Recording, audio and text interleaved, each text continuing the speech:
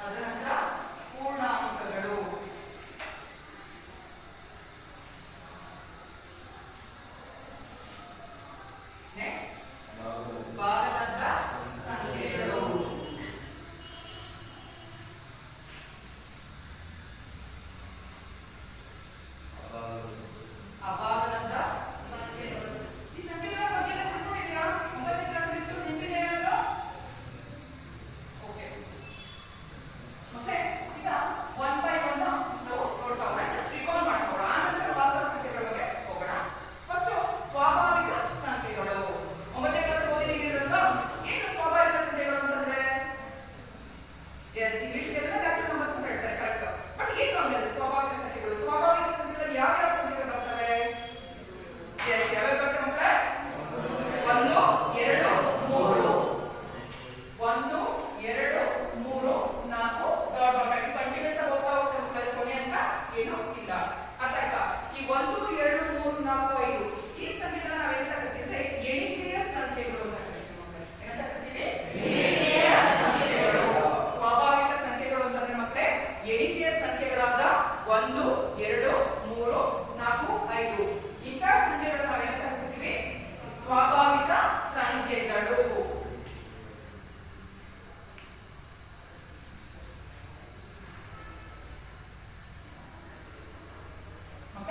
ಎಣಿಕೆಯ ಸಂಖ್ಯೆಗಳಾದ 1 2 3 4 5 ನಾವು ಸ್ವಾಭಾವಿಕ ಸಂಖ್ಯೆಗಳು ಅಂತ ಕರಿತೀವಿ.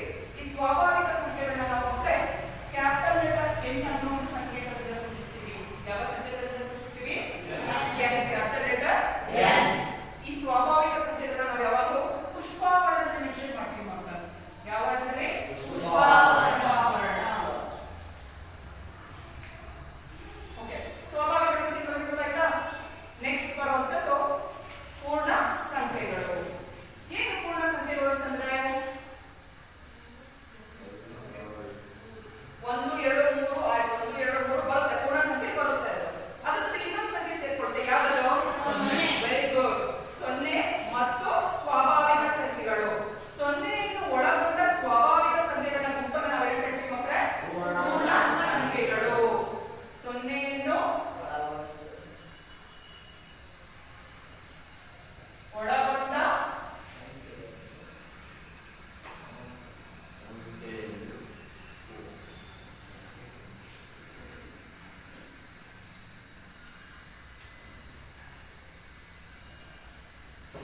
ಸೊನ್ನೆ ಮತ್ತು ಸ್ವಾಭಾವಿಕ ಸಂಖ್ಯೆಗಳ ಗುಂಪನ್ನು ಏನಂತ ಕರಿತೀವಿ ನಾವು? ಪೂರ್ಣ ಸಂಖ್ಯೆಗಳು ಅಂತ ಕರಿತೀವಿ. 0ನ್ನು ಒಳಗೊಂಡಂತಹ ಸ್ವಾಭಾವಿಕ ಸಂಖ್ಯೆಗಳ ಗುಂಪನ್ನು ನಾವು ಏನಂತ ಕರಿತೀವಿ? ಪೂರ್ಣ ಸಂಖ್ಯೆಗಳು ಅಂತ ಕರಿತೀವಿ. ಇದನ್ನ ನಾವು ಯಾವ್ದನ್ನ ಸೂಚಿಸ್ತೀವಿ ಅಂದ್ರೆ ಕ್ಯಾಪಿಟಲ್ ಲೆಟರ್ ಡಬ್ಲ್ಯೂ. ಯಾವ್ದನ್ನ ಸೂಚಿಸ್ತೀವಿ? ಡಬ್ಲ್ಯೂ. ಈ ಸ್ವಾಭಾವಿಕ ಸಂಖ್ಯೆಗೂ ಪೂರ್ಣ ಸಂಖ್ಯೆಗಳಿಗೂ ಇರುವಂತ ವ್ಯತ್ಯಾಸ ಏನು ಯಾರು ಹೇಳ್ತೀರಾ? ಒಂದೇ ಸಣ್ಣ ಡಿಫರೆನ್ಸ್ ಇದೆ. ಎರಡು ಏನದು ಡಿಫರೆನ್ಸ್? Very good. ಏನು? 0 ಇನ್ಕೋದನ್ನು ಶೇಡ್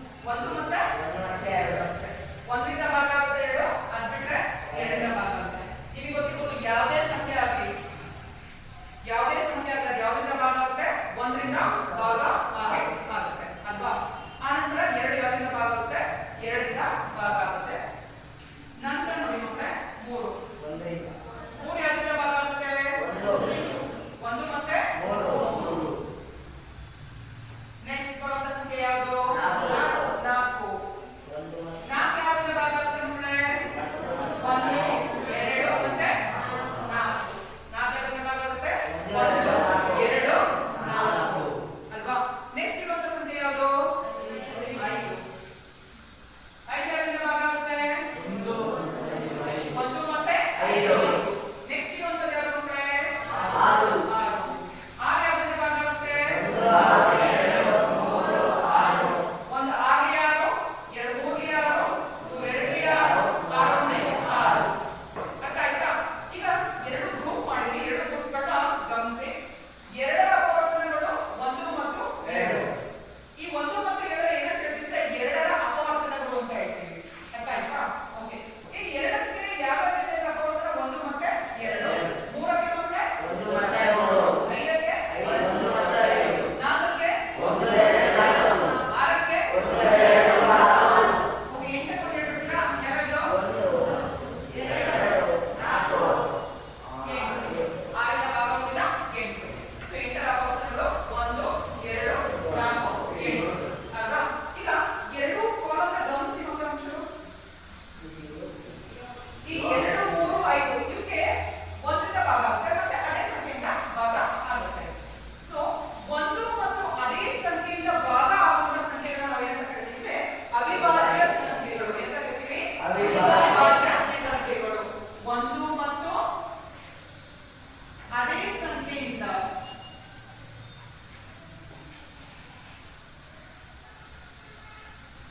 ಭಾಗವಾಗುವ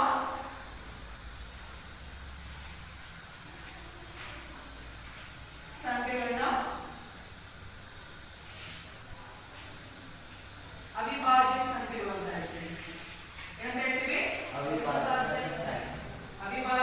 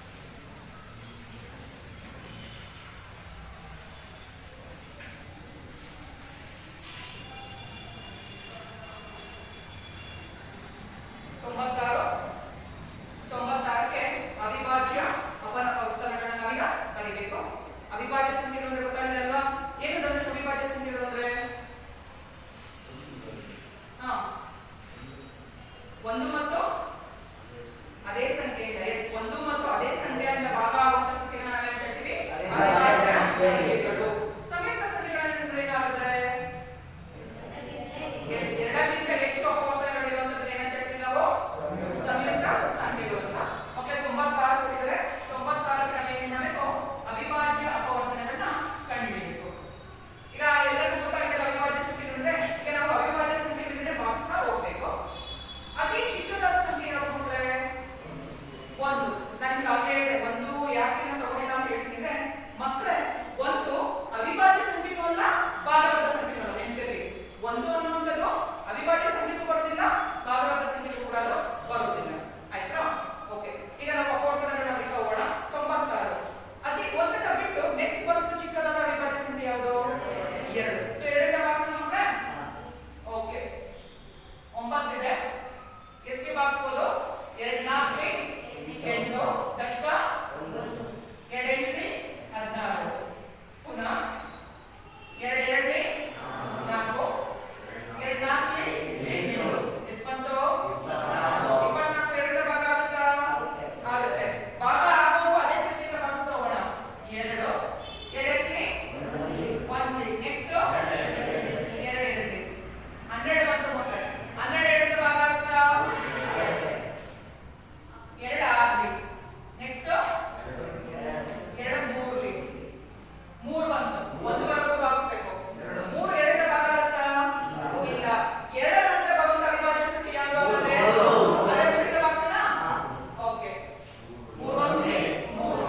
ಇದೊಂದು ಗಮನಿಸಬೇಕಾಗಿರುವುದು, ನಾವು ಯೂಸ್ ಮಾಡಿರುವಂತ ಎಲ್ಲಾ ಸಂಖ್ಯೆಗಳು, ಉಪಯೋಗಿಸಿರುವಂತ ಎಲ್ಲಾ ಸಂಖ್ಯೆಗಳು ಎಂತ ಸಂಖ್ಯೆಗಳು? ಅವಿಭಾಜ್ಯ ಸಂಖ್ಯೆಗಳು. ಸೊ ಅದರ ಮತ್ತೆ 96ರ ಅವಿಭಾಜ್ಯ ಅಪವರ್ತನಗಳು ಯಾವ್ಯಾವುದು? 2 ಇಂಟು 2 ಎಷ್ಟಿದೆ? 1 2 3 4 5. 2 ಇಂಟು 2 ಇಂಟು 2. ಕೊನೆಯದಾದ ಮಕ್ಕಳೇ 3. 96ರ ಅವಿಭಾಜ್ಯ ಅಪವರ್ತನಗಳು 2 2 2 2 2 ಇಂಟು 3. ಮಕ್ಕಳು ಇದನ್ನ ಈ ರೀತಿಯಾಗಿ ಬರೀಬಹುದು. 2 ಎಷ್ಟಿದೆ? ಎಷ್ಟಿದೆ ಮಕ್ಕಳೇ? ಸೊ 2ರ ಘಾತ 5 ಇಂಟು 3.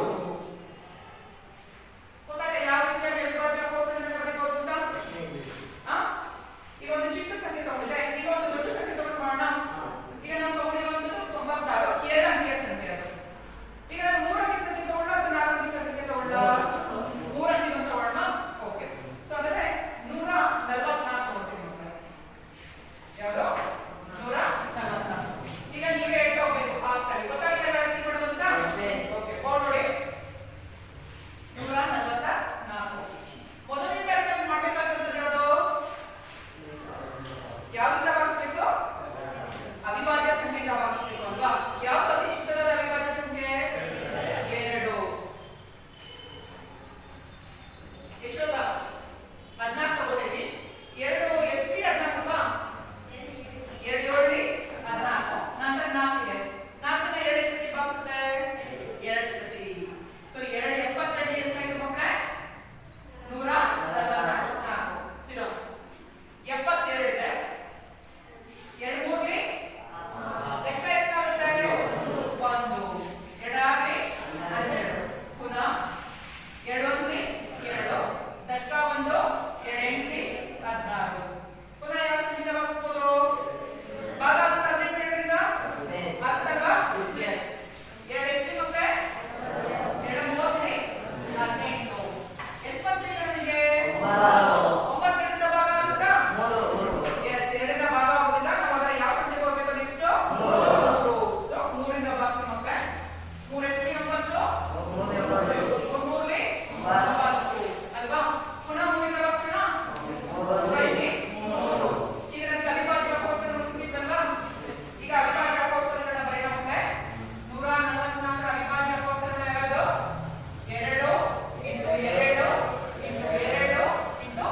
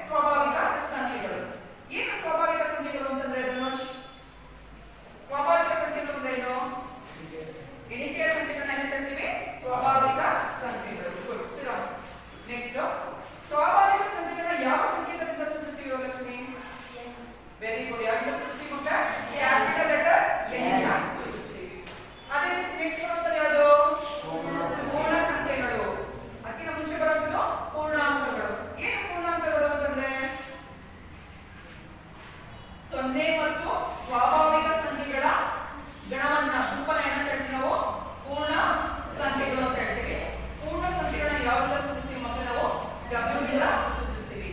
ನೆಕ್ಸ್ಟ್ ಬರುವಂತದ್ದು ಪೂರ್ಣಾಂಕಗಳು. ಪೂರ್ಣಾಂಕಗಳಲ್ಲಿ 0 ಇರುತ್ತೆ, ಧನಾತ್ಮಕ ಸಂಖ್ಯೆ ಇರುತ್ತೆ, ಋಣಾತ್ಮಕ ಸಂಖ್ಯೆ ಇರುತ್ತೆ. ಎಲ್ಲದೂ ಸೇರಿಸೋದನ್ನ ನಾವು ಏನ್ ಹೇಳ್ತೀವಿ? ಪೂರ್ಣಾಂಕ ಅಂತ ಹೇಳ್ತೀವಿ. ಪೂರ್ಣಾಂಕನ ಯಾವ ಸಂಕೇತದಿಂದ ಸೂಚಿಸ್ತೀವಿ ನಾವು? Z ಇಂದ ಸೂಚಿಸ್ತೀವಿ. ನಂತರ ಬರುವಂತದ್ದು ಭಾಗಲಬ್ಧ ಸಂಖ್ಯೆಗಳು. ಭಾಗಲಬ್ಧ ಸಂಖ್ಯೆಗಳು ಅಂದ್ರೆ ಏನು? ಎಸ್ ಹೇಳಿ ಕಿಶೋರ್, ಏನು ಭಾಗಲಬ್ಧ ಸಂಖ್ಯೆಗಳು ಅಂದ್ರೆ? ಎಸ್ ಜೋರಾಗಿಡು. ಎಸ್ p/q ರೂಪದಲ್ಲಿ ಬರೆಯಬಹುದಾದ, ವ್ಯಕ್ತಪಡಿಸಬಹುದಾದ ಸಂಖ್ಯೆಗಳನ್ನ ನಾವೇನು ಹೇಳ್ತೀವಿ? ಭಾಗಲಬ್ಧ ಸಂಖ್ಯೆಗಳು ಅಂತ ಹೇಳ್ತೀವಿ. ಮತ್ತೆ ಈ ಭಾಗಲಬ್ಧ ಸಂಖ್ಯೆಗಳಲ್ಲಿ ಒಂದು ಕಂಡೀಷನ್ ಇದೆ. ಏನದು ಅಂತಂದ್ರೆ q ಬೆಲೆ ಯಾವುದೇ ಕಾರಣಕ್ಕೂ 0 ಆಗಿರಬಾರ್ದು. p ಮತ್ತೆ q ಗಳು ಏನಾಗಿರಬೇಕು? ಪೂರ್ಣ ಸಂಖ್ಯೆ, ಪೂರ್ಣಾಂಕಗಳು ಆಗಿರಬೇಕು. ಅದ ನಂತರ ಬರುವಂತಹ ಅಭಾಗಲಬ್ಧ ಸಂಖ್ಯೆಗಳು. ಯಾವ ಸಂಖ್ಯೆಗಳನ್ನ p/q ರೂಪದಲ್ಲಿ ವ್ಯಕ್ತಪಡಿಸೋದಕ್ಕೆ ಆಗೋದಿಲ್ವೋ ಅವನ್ನ ಏನಂತ ಹೇಳ್ತೀವಿ ನಾವು? ಅಭಾಗಲಬ್ಧ ಸಂಖ್ಯೆಗಳು. ಈ ಎಲ್ಲಾ ಸಂಖ್ಯೆಗಳ ಗಣನ ಒಟ್ಟಿಗೆ ಸೇರಿಸಿ ಆಗುವಂತದನ್ನ ಏನಂತ ಹೇಳ್ತೀವಿ? ವಾಸ್ತವ ಸಂಖ್ಯೆಗಳು ಅಲ್ವಾ? ಈ ವಾಸ್ತವ ಸಂಖ್ಯೆಗಳನ್ನ ಯಾವ ಸಂಕೇತದಿಂದ ಸೂಚಿಸ್ತೀರಾ? Capital letter R. ರೈಟ್. ಅದ ನಂತರ ನಾವೇನ್ ಹೇಳ್ತೀವಿ ಮಕ್ಕಳೇ? ಅವಿಭಾಜ್ಯ ಸಂಖ್ಯೆಗಳು. ಏನು ಅವಿಭಾಜ್ಯ ಸಂಖ್ಯೆಗಳು ಅಂದ್ರೆ? ಒಂದು ಅದೇ ಸಂಖ್ಯೆಯಿಂದ ಭಾಗ ಆಗುವಂತ ಸಂಖ್ಯೆಗಳನ್ನ ಅವಿಭಾಜ್ಯ ಸಂಖ್ಯೆಗಳು ಅಂತ ಹೇಳ್ತೀವಿ. ಅದ ನಂತರ ಸಂಯುಕ್ತ ಸಂಖ್ಯೆಗಳು. ಯಾವ ಸಂಖ್ಯೆಗೆ ಎರಡಕ್ಕಿಂತ ಹೆಚ್ಚು ಅಪವರ್ತನಗಳಿರ್ತವೋ ಅಂತ ಸಂಖ್ಯೆಗಳನ್ನ ಏನ್ ಹೇಳ್ತೀವಿ ನಾವು? ಸಂಯುಕ್ತ ಸಂಖ್ಯೆಗಳು ಅಂತ ಹೇಳ್ತೀವಿ ಮಕ್ಕಳೇ. ಹಾಗೆ ಕೊಟ್ಟಿರುವಂತಹ ಒಂದು ಸಂಖ್ಯೆಯ ಅವಿಭಾಜ್ಯ ಅಪವರ್ತನಗಳನ್ನ ಯಾವ ರೀತಿ ಕಂಡುಹಿಡಿಯಬಹುದು ಅನ್ನೋದನ್ನ ನಾವು ತಿಳ್ಕೊಂಡಿದ್ದೀವಿ. ನಮ್ಮ ಮುಂದಿನ ತರಗತಿಯಲ್ಲಿ ನಾವು ಅಂಕಗಣಿತದ ಮೂಲ ಪ್ರಮೇಯ, ಏನು ಅಂಕಗಣಿತದ ಮೂಲ ಪ್ರಮೇಯ ಅನ್ನೋದನ್ನ ತಿಳ್ಕೊಳ್ಳೋಣ. ಆಯ್ತಾ? ಕೆಲವು ಪ್ರಶ್ನೆಗಳನ್ನ ಬರ್ಕೊಳ್ಬೇಕು ಹೋಮ್ವರ್ಕಿಗೆ.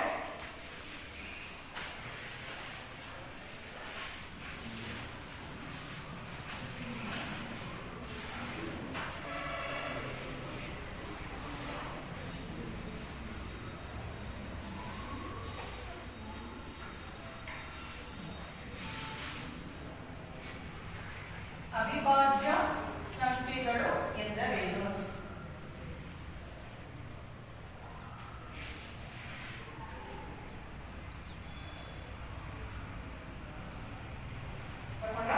ಅವಿಭಾಜ್ಯ ಸಂಖ್ಯೆಗಳು ಎಂದರೆ ಏನು? ನೆಕ್ಸ್ಟ್ 256